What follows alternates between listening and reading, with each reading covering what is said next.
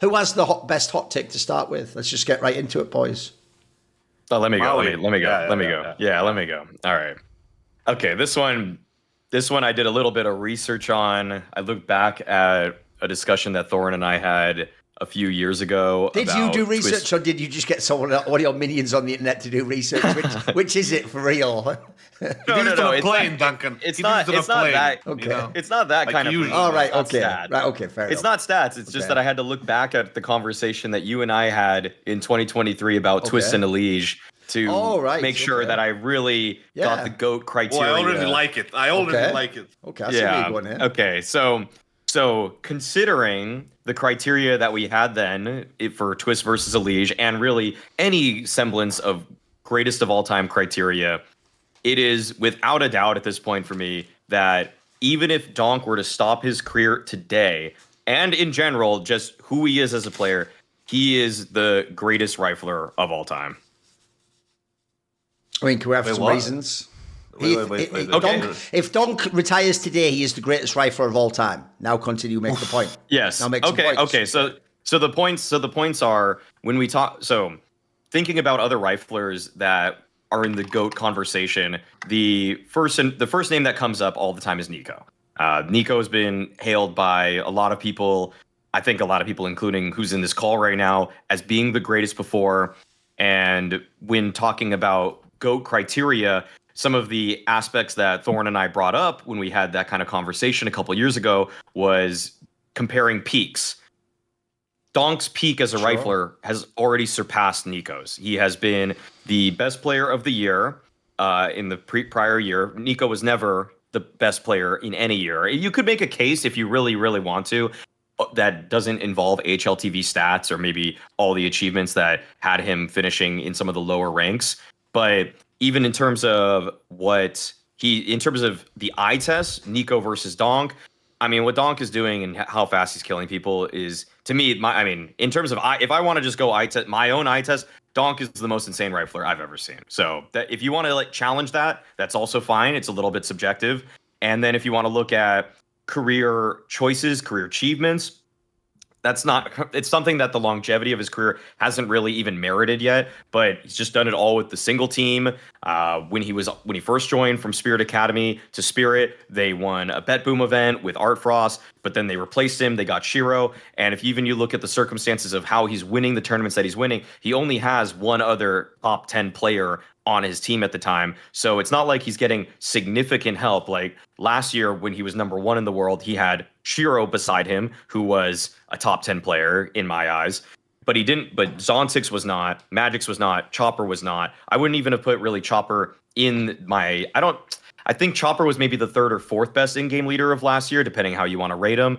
But he definitely just didn't have the most stacked team ever. So it's not like the accolades that he's collecting are based on team success. And if anything, Donk probably has the best win over replacement of anybody in the scene right now. If you replace all the other star players right now on other rosters, it's very hard to imagine that they won't have similar amounts of success. Mostly talking about what's going on with Vitality. If you replace, because we already know when Vitality has Spinks instead of Rops, yes, they're worse, but they can still win tournaments. They still won Cologne. But if you put an average entry rifler, like if you put even Prime Yakindar on Spirit instead of Donk, they are not winning the quantity or the caliber of tournaments that they have so far.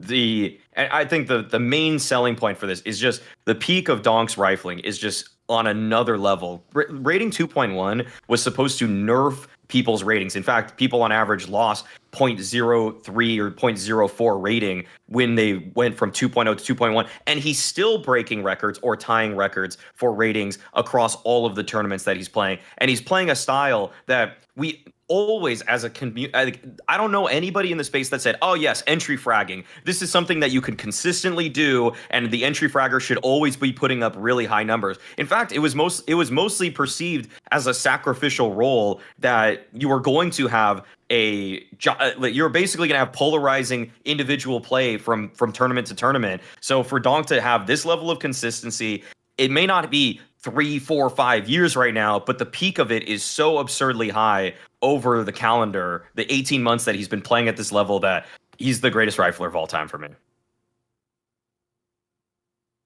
Oh, first of all, you're insane. You are definitely insane to think that you can, put him in a. If he retires today, he will be the GOAT sentence, right?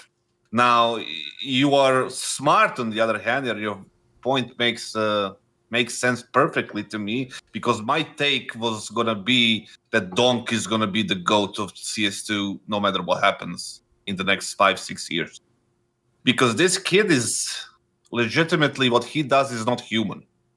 Like, I have spent the last month and a half watching all of his pugs that I can watch on YouTube, with comms, without comms. Then I watched his games in official matches, Cologne. obviously, from the last season, and Cologne this season. And what he does is it's the same on pugs as it is on games. Obviously, the style of the playing is a little bit different. There's some bad things that you can see when he plays pugs, but it's like whatever. His comms, I don't know, how they sound in team environment, but on Face It, they're all right. Speaking English, all right. That doesn't really matter when it comes to skill. But what he does in general is just not from this world. Like, he's the next generation of a perfect player. When Messi and Ronaldo came in, that was the 2001, 2, whatever the 3 was, when they showed up, or maybe even 5. I can't remember this time. But when they showed up, you can immediately see it's something different that we didn't see at all. Yes, Nico is a all-time generational potential GOAT and everything. Zyvo, on the other hand, is like the opera and stuff and everything else. But this kid is just...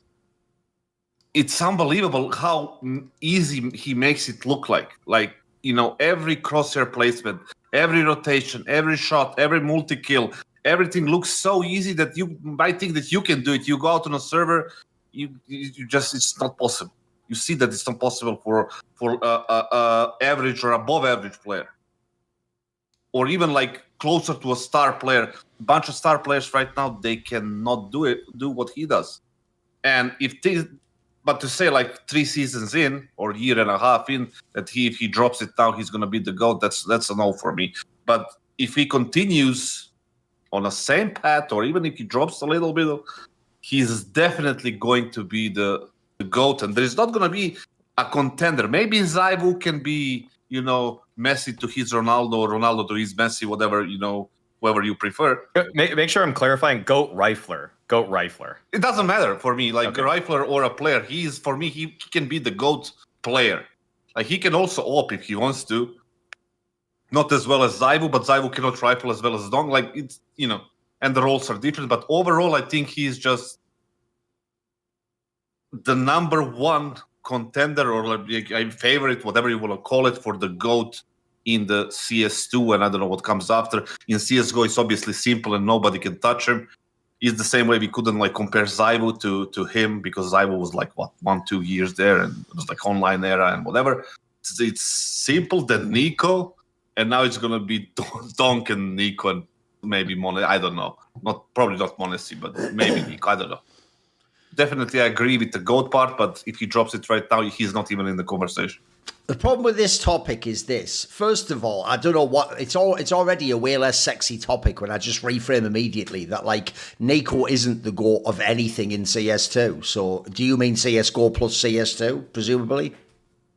Yeah, I would include. Okay. Yeah, I would include just what I've just started saying, the modern era, which is just CSGO and CS. Yeah, that's fine. As long as we have a term for it. Because, spoiler, I think if we're using all versions of CS, mate, Neo might be just the GOAT of all CS. Like, what are we even talking about? Like, that guy was but if you don't know, Riflers ruled fucking 1.6. That was like all the elite players pretty much in history. My top 3 were all Riflers. Like, you had AWPers, but they were like secondary components because, the game just required so much more. So, if we're doing CSGO, essentially what you said is Donk didn't play CSGO. So, what we're basically saying is Donk already in CS2 is is better than everything Nico's done in CS2 and CSGO, right? That's not actually that fucking sexy a take in this sense.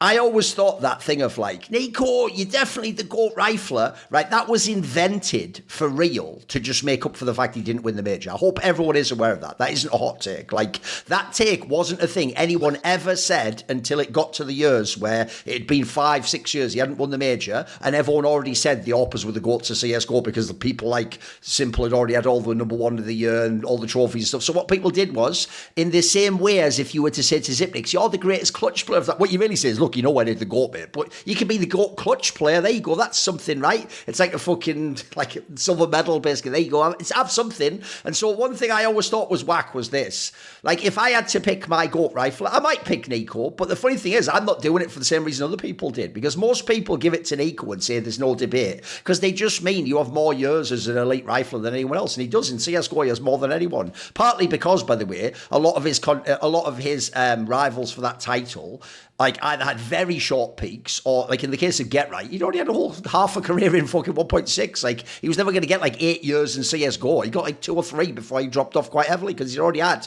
2 or 3 that were mega 1.6. So again, if we count only CSGO, basically your competition was like Get Right at the very beginning of the game, Cold Zero, but you had like a whole team around him and he never looked as good without his team. And then the other one actually is 1 year of Olofmeister, but it's only that 1 year. Now, here's the thing. The reason I always had Nico as the GOAT rifle is just based on eye tests and what he did at his peak, like we're talking about. So I was never personally going off longevity, because if you watch, almost every single sport has someone that uses longevity and it will just break the metric completely. Like, the obvious example is LeBron in basketball. If you think longevity is the most important thing, then he has to be the GOAT. No one else can even compete, right? But I don't think... Here's the real problem I have. When you say greatest of all time, 99% of people I've learned from talking to them mean your career was great. They don't mean great as in you're really good at the game. They mean great as in you accomplished great things. That's why almost every GOAT player has loads of rings and MVPs and individual accolades. So the problem with that is, if you're asking, like, can he be... Well, he's already better than Nico by that logic. In fact, I would say the best case to go towards a Kassad's angle, that, like, he might already be the GOAT of Counter-Strike, or he's going to be in the future, is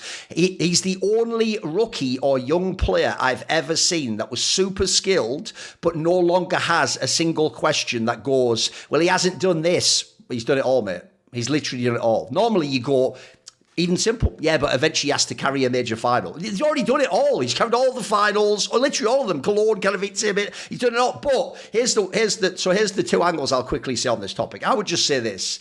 The reason why I think most people won't let you be the GOAT off 1 or 2 years, like the Olofmeister example, if you know, in 2015, he was really amazing. It wasn't just like stats-wise, impact on what he did in the game. But the real problem is this. I think it's a sample size issue. Because what if Olofmeister, this is just an example, calm down, what if he'd actually died on like the 25th of December 2015, right? Logically, we'd actually all rate him way higher than we do now, because we saw the years later and he wasn't close to as good. In fact, he got worse every year. And so I would just say this, in the same way as if we don't take Simple's early years and go, well, you can't be the GOAT because in the early years you failed. You can't take Donk just doing it for 1 or 2 years and then act like he never has to do it in any other years. What if in the next 5 years after, like Cold Zero, he just dropped off, right? So I think, to be fair, here's the thing. I think what most people mean by GOAT should probably have a sample size of 3 or 4 years. That's a reasonable run of time, you know, to have your ups and downs, different teams, etc. Also, you have to be fucking really excellent to maintain that level. But with that said, the last thing to say is this.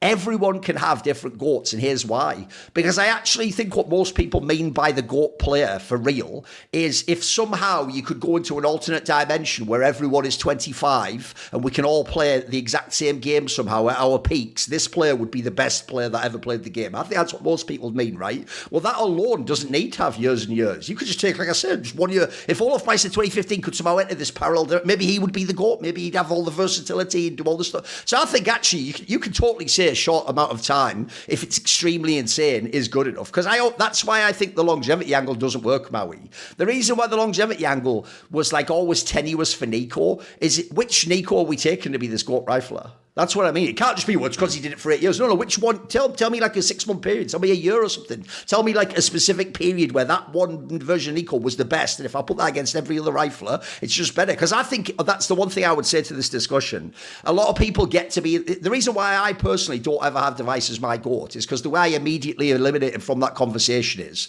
was he ever the best player in the world? briefly, Thorin was the only person who ever argued in 2015 he might have been the best player in the world, or maybe at the end of 2016, but it wasn't like a big consensus. So realistically, I don't care how many majors you win it. If I couldn't ever take you out and put you in this dimension and have you beat Simple, were you really the GOAT, or did you just have a better career? So yeah, I think it's, by the way, I think it's a totally valid discussion. I also think I agree. Like, I actually go more off peak and like what you did in like a short period than. Again, this is why what I've done, if you notice, to very quickly wrap up, is I've divided the discussion now. I do GOAT for the career resume, and then I call it BOAT. I didn't invent it. It comes from MMA and sports. It means best of all time. The best of all time is just whoever the best player was. I don't give a... If Donk went to fucking Ents now and never won a single trophy more, maybe he's the BOAT anyway. Maybe he's just the best player to ever play the game. I think it's totally valid. And I won't go into the whole thing about his style of play and all the rest of it, by the way. We can talk about that another time. Yeah, if we get into style of play, I would just almost make... I mean, I think one of the ideas that I came into this space with, one of the axioms I founded all of my analysis on, was that getting entries is the hardest job for anybody, and doing it with consistency is almost just out of the question. And Donk completely changed how I felt about the game and how I think a lot of people even looked at it. That now, I mean, it almost just feels like...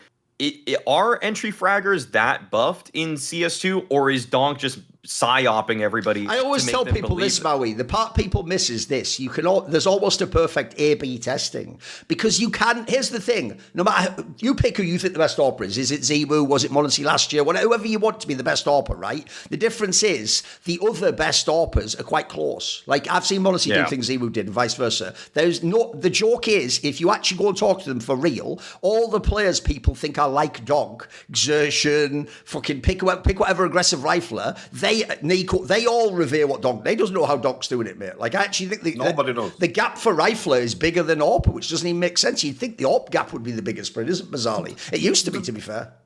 The only one more thing that before we close it out is like you compare Donk now, his peak now, because this is the best we have ever seen from him, right?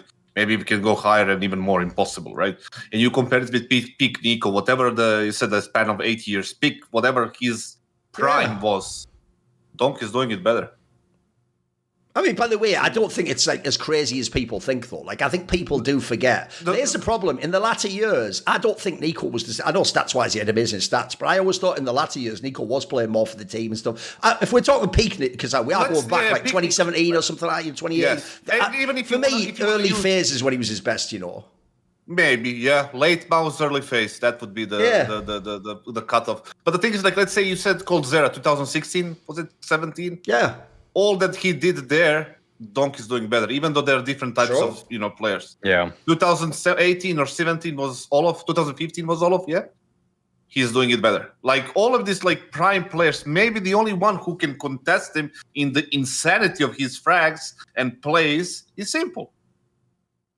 Yeah. Because he was also Simple play with an AWP, which is a kind of a different aspect. But the only one who can match the insanity of Donk is the Simple, 2018, 19? It's why the point I make is the one that people miss is we're so used to careers being like a movie where you have to wait till halfway in the movie to know how it's going to end and what's going on. People miss what I just said earlier. Normally, every rookie you can go, but you haven't done it. He's done everything. He's already done it all. He's already carried all the finals too. That's the maddest part. He hasn't even, the joke is. Exactly. This is why if you're a Zimu fan, you are just bitter, because you guys, it's the other way around. You guys try to find every game this guy did badly and then say his career is done or something. Like, mate, he's had about 6 bad games ever or something at this point in time. You carried Cologne, carried Katowice, played the well major. on the major. He won it all, and he's 18. It's insane. Yeah.